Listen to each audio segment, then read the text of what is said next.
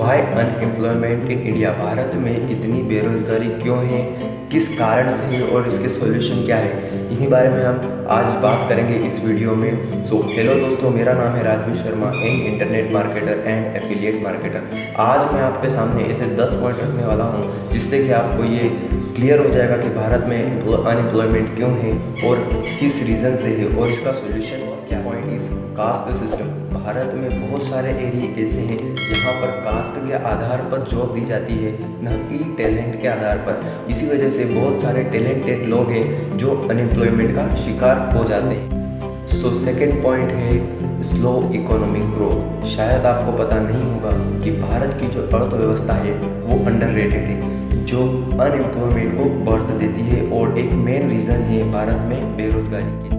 Third point is increase in population. ये तो आपको पता ही होगा कि भारत और चाइना में कितनी ज़्यादा पॉपुलेशन है। सो इंडिया में अनएम्प्लॉयमेंट का एक बहुत ही बड़ा कारण भी है ये जनसंख्या में।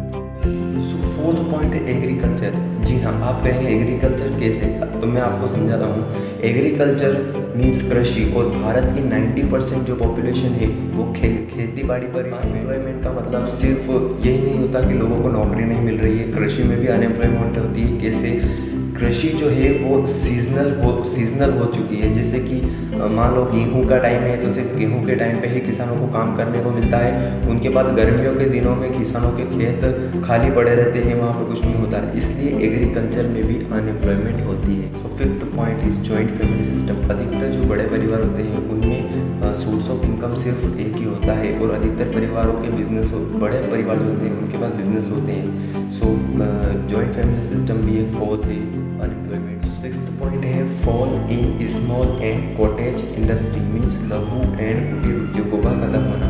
भारत में जब अंग्रेज लोग आए थे तो वो अपने साथ मशीनें और ये साधन लेके आए थे, जिससे कि भारत में हस्तकला बिल्कुल ही समाप्त हो गई, जिससे कि गाँव में बहुत ज़्यादा seven and most important point, less investment. Bharat में लोग देना कुछ नहीं चाहते, लेकिन उनको बैठे बैठे ही सब चाहिए, ना तो वो इन्वेस्ट करेंगे और ना ही कुछ काम करेंगे, और ये भारत के यूथ में बहुत ज़्यादा पाया जाता है।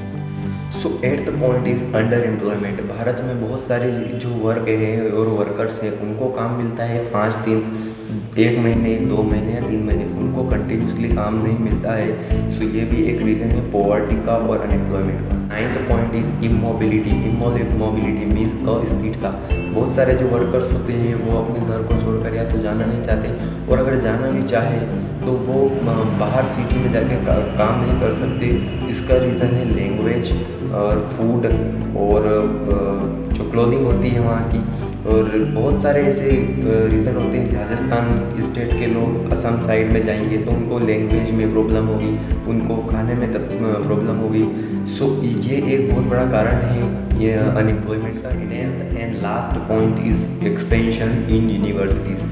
भारत में अब तक 385 यूनिवर्सिटी है, मीन्स 385 यूनिवर्सिटीज़, जो कि हर साल लाखों करोड़ों स्टूडेंट्स को एजुकेटेड बनाती है, लेकिन इतनी प्रोडक्टिविटी नहीं हो पाने के कारण इंडिया में अनएम्प्लॉयमेंट है और वो एजुकेटेड अनएम्प्लॉयमेंट बनते हैं।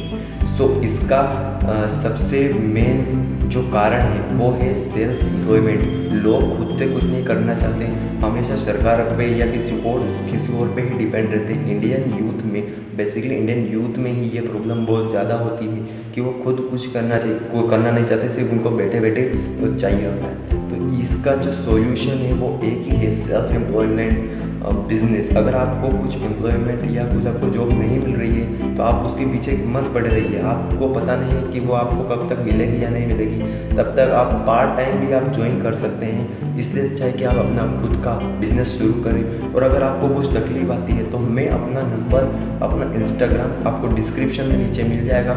आपको कुछ भी दिक्कत आती है बिजनेस करने के बारे में तो आप मुझको कॉन्टैक्ट कर सकते हैं। यही था इस वीडियो में। Thank you so much.